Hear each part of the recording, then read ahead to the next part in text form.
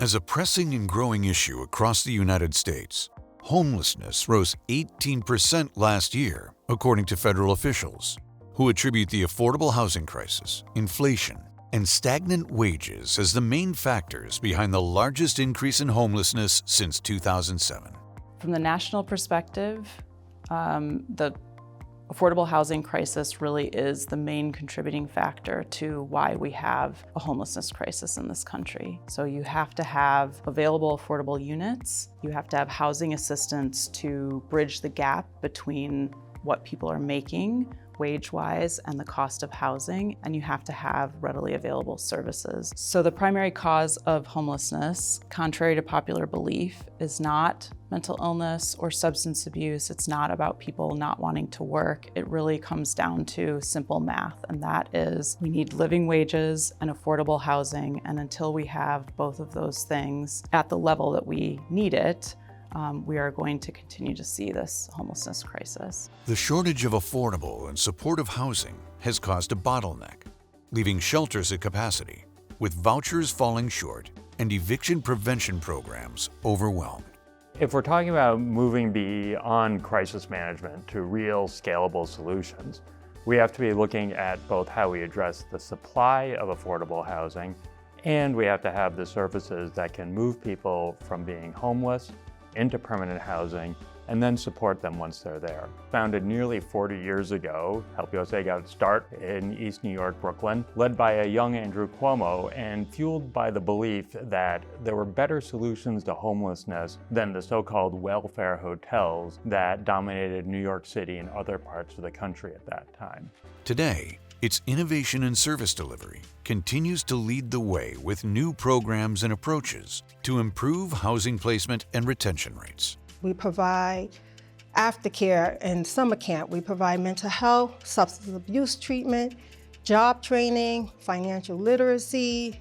We provide one-on-one services. So each service plan is focused around every family member according to their goals. So that's how we provide the services based on what families need, not what we want, but what they want to promote housing stability. Integrating new modes of care into the existing model creates pathways for expanding what support looks like. The Client Wellness Initiative is the latest step in driving long-term outcomes. Help USA uses evidence-based research to generate knowledge on essentially two main areas for two main objectives.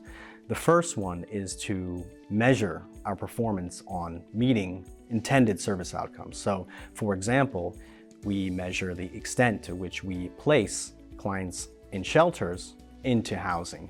And our focus specifically on the chronically homeless population resulted in a 25% decrease of that population in our shelters. We also measure the extent to which our homelessness prevention programs reduce the extent to which people enter shelters. The second broad area of our research is intervention research. And essentially what that means is that we try to enhance the level of services, the service provision, to increase the well-being of our clients. Help USA's Client Wellness Initiative is a very unique program. It definitely gets the essence of what social work is, what clinical work is, and it's the heart of the team here. Essentially, it is just really making sure that we're present, we're helpful, and most importantly, we're non-judgmental. So the team works so hard to ensure that they are regularly checking in with clients on a weekly basis, sometimes more, depending on the needs of the client and the resident. Comprehensive wraparound case management provides foundational support, so when people return to their communities in permanent housing, they have the tools to remain stably housed. I knew wherever I went at, other than being in that shelter system, that I would be able to control my own destiny. And whatever your situation is, you need to go somewhere and you don't have to fail. They give you free bus passes and they just cater whatever your needs is, they do it with respect, and they're real courteous too. Stability was my #1 key of getting out the shelter. That was my goal. And they work with you, they help you. I'm a first-time single mom, and I'm starting school soon. They also help me with getting my FAFSA ready and everything for that.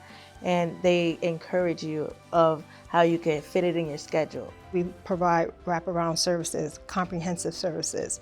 We make sure we use the trauma-informed, holistic approach where we want to build the trust first. Once we build that, there's more engagement amongst us and the residents. What matters is that there's someone who's moving into permanent supportive housing that needs help, and they should be treated with dignity and respect. When we think of the innovations that are on the horizon, I really think that the emerging technologies such as artificial intelligence have tremendous potential for how we look at case management practices going forward. Case management notes have a wealth of information on people. However, it's been very difficult to get at that information in a way that we can really use to improve outcomes in the area, like getting people housed, making sure that they remain stably housed.